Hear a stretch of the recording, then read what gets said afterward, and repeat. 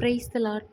இன்னைக்கு நம்ம பைபிளில் 1 சாமுவேல் 23வது அதிகாரம் தான் பார்க்க போகிறோம். அதுலேயும் 1வது வசனத்துலேருந்து 5வது வசனம் வரைக்கும் உங்களுக்கு நான் வசனங்களை சொல்லி அதுக்கான மீனிங்கும் சொல்ல போகிறேன். ரொம்ப இன்ட்ரெஸ்டிங்காக இருக்கும். இதில் இருக்க விஷயங்களை தெரிஞ்சுக்கோங்க. இதில் ஆழமான கருத்து ஒன்று இருக்குது. அதையுமே நான் உங்களுக்கு சொல்கிறேன். நீங்கள் நோட்ஸ் எடுக்கணுன்னா நோட்ஸ் எடுத்துக்கோங்க. பைபிள் மட்டும் நம்ம ரீட் பண்ணுறது ரொம்ப மெதுவாக ஒவ்வொரு வசனத்தையும் அதோட கருத்தை நம்ம புரிஞ்சு படித்தோம் அப்படின்னா நம்மளுடைய வாழ்க்கைக்கு அது ரொம்ப பிரயோஜனமாக இருக்கும். ஆரம்ப காலத்தில் நானுமே ரொம்ப ஸ்பீடாக தான் ரீட் பண்ணுவேன், ஏதோ பைபிள் படிக்கணும் அப்படின்னு. ஆனால் எனக்கு நாள் ஆக ஆக பைபிளில் இருக்க ஒவ்வொரு வசனமும் எனக்கு ரொம்ப பிடிச்சிருந்துச்சு. ஒவ்வொரு வசனத்தையும் நான் ரீட் பண்ணும்போது அதில் இருக்க கருத்துக்களை நான் புரிஞ்சு கொள்ளுவேன். நீங்களும் அதே போல் இந்த வசனங்களை வாசிக்கும்போது ருசித்து சுவைத்து வாசிங்க. அது உங்கள் வாழ்க்கைக்கு ரொம்ப பிரயோஜனமாக காணப்படும். ஓகே, இந்த 1 சாமுவேல் 23வது அதிகாரம் தான் நான் பார்க்க போகிறேன்னு சொன்னேன். அதுவும் குறிப்பிட்டு ஃபஸ்ட்டு 5 வசனங்கள் பற்றி மட்டும்தான் நான் உங்ககிட்ட பேச போகிறேன். இதில் மெயின் கேரக்டரே யாருன்னா நம்ம தாவீது தான். ஓகேவா? இன்றைக்கான ஹெட்டிங் என்ன அப்படின்னு பார்த்தீங்கன்னா, கேகிலாவை காப்பாற்றிய தாவீது. நீங்கள் பைபிள் படிக்கும்போது உங்களுக்கு இந்த மாதிரி பக்கத்தில் நிறையா ரெஃபரன்ஸ்லாம் எழுதி வச்சுக்கோங்க. அப்படி எழுதுனீங்கன்னா நீங்கள் எப்போ வாசித்தாலும் நீங்கள் அந்த வசனத்துக்கான அந்த தலைப்பு என்ன, அதில் யார் வர்றாங்க அப்படின்ற அந்த ஹிண்ட்ஸ் எல்லாம் இருந்துச்சுன்னா ரொம்ப ஈஸியாக இருக்கும் உங்களுக்கு பார்க்குறதுக்கு. ஓகேவா? அதனால தான் நானுமே என் பைபிளில் நான் ரீட் பண்ணும்போது இந்த மாதிரி சைட்லலாம் நோட் பண்ணி வச்சுக்கிடுவேன். அப்போ தான் நம்ம நெக்ஸ்ட் டைம் படிக்கும்போது ஈஸியாக இருக்கும், புரியும் அப்படின்றதுக்காக.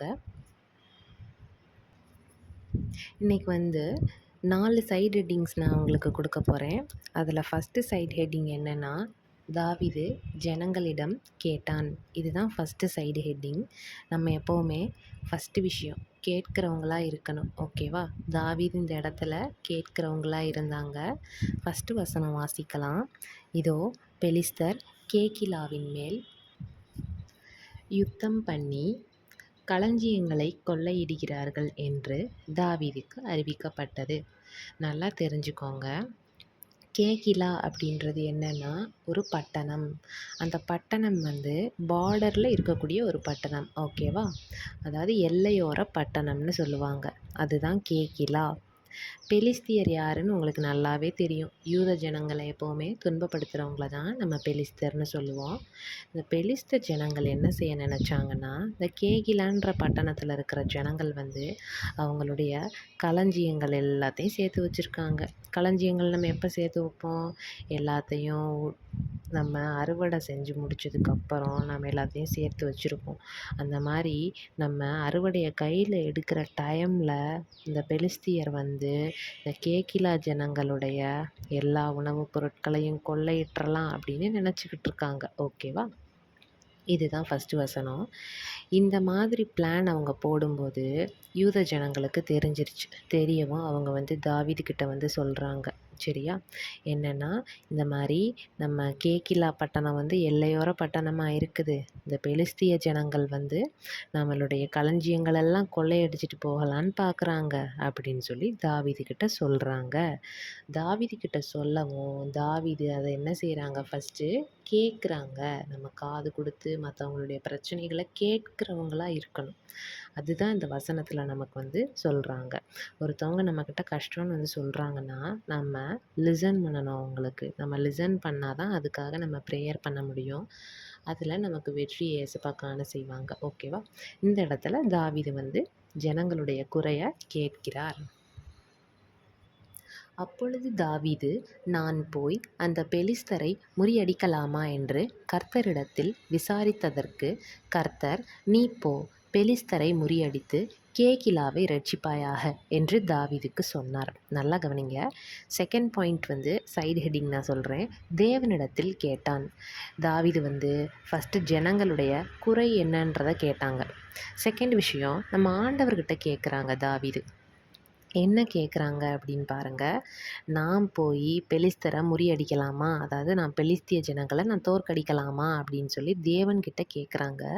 அதுக்கு தேவன் தாவீதுக்கிட்ட பேசுகிறாங்க. நல்லா கவனிங்க. நீ போ, பெலிஸ்தரை முறியடித்து கேகிலாவை நீ இரட்சிப்பாயாக அப்படின்னு தாவீதுக்கிட்ட தேவன் சொல்கிறாங்க.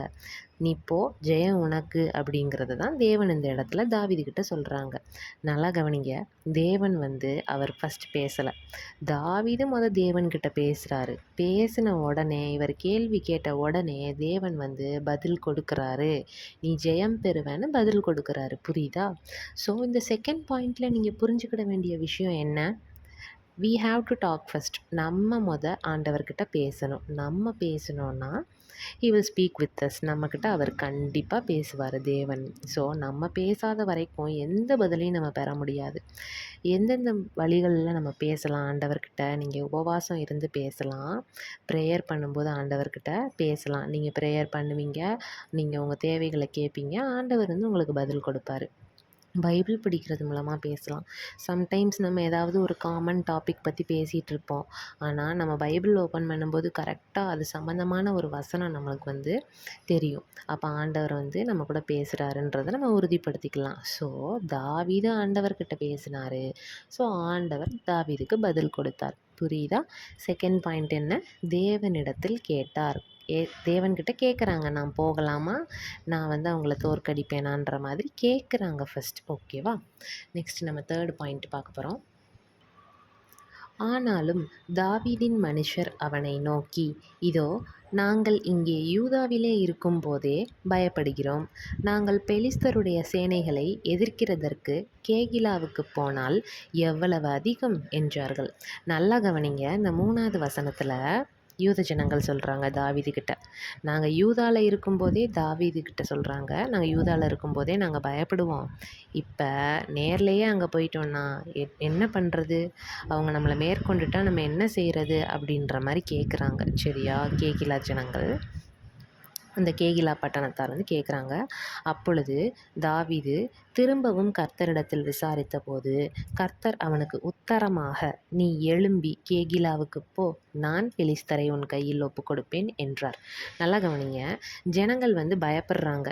நம்ம போய் அவங்கள முறியடிச்சிடலாமா அப்படின்ற மாதிரி. நல்லா கவனிங்க, தாவீது ஆல்ரெடி சவுலால் ரொம்ப பாடுபட்டுக்கிட்டு இருக்காரு. அவர் உயிருக்கே அங்கே கேரண்டி கிடையாது. ஏன்னா துரத்தி வராரு சவுல், தாவீதை எப்படி வந்து அழிக்கலான்னு. ஆனால் தாவீது இந்த இடத்துல என்ன செய்கிறாரு? ஜனங்களுக்காக பரிதபிக்கிறாரு. சரியா?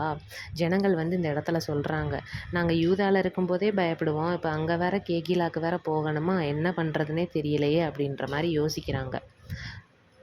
இப்போ தாவீது வந்து ஆண்டவர்கிட்ட மறுபடியும் கேட்குறாங்க, ஆண்டவரே நான் வந்து போகலாமா கேகிலாக்குன்னு. அதுக்கு ஆண்டவரே என்ன பதில் கொடுக்குறாங்க? நீ போ, பெலிஸ்தரை வந்து உன் கையில் ஒப்பு கொடுப்பேன்னு சொல்கிறாங்க. பெலிஸ்த ஜனங்களை நான் வந்து உன் கையில் ஒப்பு கொடுப்பேன் அப்படின்னா என்ன அர்த்தம்? பெலிஸ்திய ஜனங்களை நீ முறியடிப்பேன்னு அர்த்தம். புரியுதா? இப்போ நல்லா கவனிங்க, தேர்டு சைடு ஹெட்டிங் என்னென்னா கீழ்ப்படிந்த தாவீது. ஆண்டவர் சொல்கிறாரு நீ மறுபடி போன்னு, தாவீது வந்து கீழ்ப்படுகிறாங்க. அதுதான் third point. Next fourth point பாருங்களேன், மக்களை காப்பாற்றின தாவீது. இதுதான் ஃபோர்த்து பாயிண்ட்டு. இந்த 5வது வசனத்தை நான் ரீட் பண்ணுறேன். அப்படியே தாவீது தன் மனுஷரை கூட்டிக் கொண்டு கேகிலாவுக்குப் போய் பெலிஸ்தரோடு யுத்தம் பண்ணி அவர்களில் அநேகம் பேரை வெட்டி அவர்கள் ஆடு மாடுகளை ஓட்டிக்கொண்டு போனான். இவ்விதமாய் கேகிலாவின் குடிகளை இரட்சித்தான். நல்லா கவனிங்க, தாவீது வந்து இந்த ஜனங்கள் எல்லாரையும் கூட்டிகிட்டு போகிறாங்க.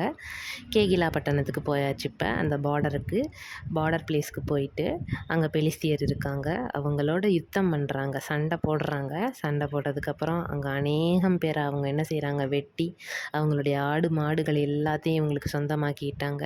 இவங்க வந்து கேகிலாவில் இருந்த ஜனங்கள் வந்து பெலிஸ்திய ஜனங்களை முறியடிச்சிட்டாங்க. கேகிலாவின் குடிகளை ரட்சித்தான். கேகிலா பட்டணம் இவங்களுக்கு சொந்தமான பட்டணமாக மறுபடியும் மாறிடுச்சு. அங்கேருந்து அவங்க எந்த களஞ்சியங்களையும் எடுத்துக்கொள்ளாதபடி ஆண்டவர் வந்து தாவீதோடையும் ஜனங்களோடையும் கூட இருந்தார். So fourth side heading fulfil ஆயிடுச்சு, மக்களை காப்பாற்றின தாவீது. ஓகேவா? நம்ம பைபிளில் வந்து நிறைய கதைகள் படிச்சிருப்போம். இந்த 1 சாமுவேல் 23வது அதிகாரத்தில் இந்த இன்சிடெண்ட் வந்து நிறையா பேருக்கு தெரிஞ்சிருக்காது. இந்த 5 வசனங்களும் எவ்வளோ வித்தியாசமாக இருக்குது பார்த்தீங்களா? இதில் தேவனுடைய செயல்கள் எவ்வளோ மகத்துவமானவைகளாக இருக்குது பார்த்தீங்களா? ஸோ நம்ம வந்து இந்த 1 சாமுவேல் 23வது அதிகாரத்தில் இந்த 5 வசனங்களை பற்றி தெளிவாக கற்றுக்கிட்டோம். ஸோ நீங்களும் என்ன பண்ணுங்கன்னா, நம்ம ஃப்ரெண்ட்ஸ் நெறையா பேர் இருப்பாங்க. இந்த இன்சிடென்ட்ட பத்தி உங்களுக்கு கண்டிப்பா தெரிஞ்சிருக்காது. அப்படி யாரும் உங்களுக்கு ஃப்ரெண்ட்ஸ் இருந்தாங்கன்னா, நீங்க அவங்களுக்கு இந்த வீடியோவ ஷேர் பண்ணுங்க. இந்த 5 வசனங்கள்ல அடங்கியிருக்கிற இந்த மகத்துவமானவைகள அவங்களும் தெரிஞ்சுக்கிடட்டும். நம்ம தேவன் தாவீதுக்கு எவ்வளவு அற்புதம் செய்தார் அப்படின்றத அவங்களும் ருசித்து பார்க்கட்டும். இந்த மாரி சைடு ஹெட்டிங்ஸ்லாம் போட்டு நோட் பண்ணி வச்சுக்கோங்க. உங்களுக்கு எப்போ பைபிள் வாசிச்சாலும் அது பிரயோஜனமா காணப்படும். இதே மாரி நெறையா வீடியோஸ் உங்களுக்கு ரிசீவ் ஆகணும்னு நெனச்சிங்கன்னா, மறந்துராம ஒரு லைக் பண்ணிருங்க. உங்க ஃப்ரெண்ட்ஸுக்கு ஷேர் பண்ணுங்க. அண்ட் சப்ஸ்கிரைப் பண்ணுங்க நம்ம சேனல. மோர் வீடியோஸ் நான் இந்த மாரி இனிமே போஸ்ட் பண்றேன். ப்ளஸ் நம்ம பைபிள் ரீடிங்ஸும் நெறையா நான் அப்லோட் பண்ணுவேன். என் கூட சேர்ந்து டெய்லியுமே நீங்களும் ரீட் பண்ணுங்க. Thank you.